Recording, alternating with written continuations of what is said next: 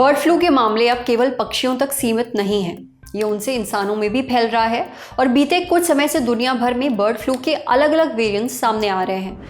कुछ दिनों पहले ही मेक्सिको में एक व्यक्ति की मौत बर्ड फ्लू के H5N2 स्ट्रेन से हुई। इसके बाद WHO ने दुनिया भर में बर्ड फ्लू को लेकर अलर्ट जारी किया है। भारत में भी बर्ड फ्लू का एक मामला सामने आया है। पश्चिम बंगाल के एक 4 साल के बच्चे में बर्ड फ्लू का H9N2 स्ट्रेन पाया गया। WHO के मुताबिक बच्चे को सांस लेने में दिक्कत आ रही थी, उसे बुखार था और पेट में ऐंठन भी थी। फरवरी में बच्चे को ICU में भर्ती किया गया था। 4 महीने तक इलाज चला और अब उसे अस्पताल से छुट्टी दे दी गई है। बच्चे के घर और आसपास के इलाके में काफी मुर्गे और मुर्गियां थी। इनके संपर्क में आने से वो बर्ड फ्लू की चपेट में आ गया था। राहत की बात यह है कि बच्चे के परिवार और इलाके के किसी दूसरे व्यक्ति में सांस से जुड़ी बीमारी का कोई भी लक्षण नहीं मिला है। भारत में इंसानों में बर्ड फ्लू का ये दूसरा केस है। इससे पहले 2019 में बर्ड फ्लू के H9N2 स्ट्रेन से जुड़ा एक मामला सामने आया था। हमने डॉक्टर रिमी से बात करी कि अगर कोई इंसान बर्ड फ्लू से ग्रसित चिकन या फिर उसका अंडा खा ले तो क्या होता है। इसके बारे में हमें डॉक्टर रिमी ने बहुत ही तफसील से बताया है। उन्होंने बताया कि बर्ड फ्लू इन्फ्लुएंजा वायरस से होने वाला एक संक्रमण है। इसे एवियन इन्फ्लुएंजा या फिर एवियन फ्लू के नाम से भी जाना जाता है। आमतौर पर ये पक्षियों और जानवरों में ही होता है, लेकिन कई बार ये इंसानों में भी फैल जाता है। बर्ड फ्लू यानी कि एवियन इन्फ्लुएंजा के कई वेरिएंट काफ़ी घातक भी होते हैं। इन्फ्लुएंजा वायरस 4 तरह का होता है: influenza A, influenza B, influenza C और इन्फ्लुएंजा डी। ज्यादातर एवियन इन्फ्लुएंजा वायरस इंसानों को संक्रमित नहीं करते हैं। हालांकि इन्फ्लुएंजा ए के H5N1 और H7N9 स्ट्रेन से इंसानों के संक्रमित होने का खतरा रहता है। एक नए खतरे के रूप में H9N2 भी सामने आया है।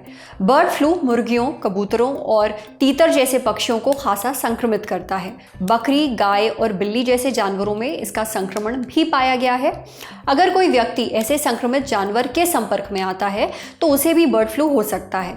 इसके रिस्क पर वो लोग ज्यादा हैं जो मुर्गी पालन करते हैं, चिड़ियाघर यानी जू में काम करते हैं, पशु चिकित्सक हैं, मांस मछली बेचते हैं, चिकन या अंडा खाते हैं और संक्रमित पक्षियों या लोगों के संपर्क में आते हैं।